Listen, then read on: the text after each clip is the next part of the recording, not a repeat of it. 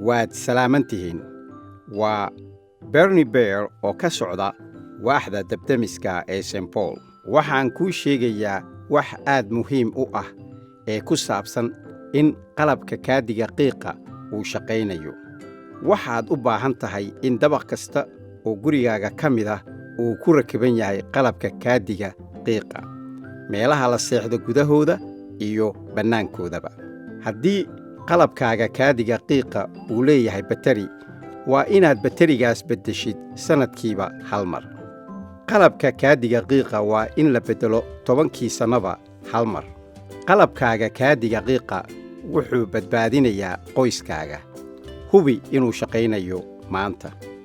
haddii aad u baahatid inaad beddeshid qalabka kaadiga qiiqa ama kuwa dheeraada aad u baahan tahay, fadlan soo wac 651 279 5976.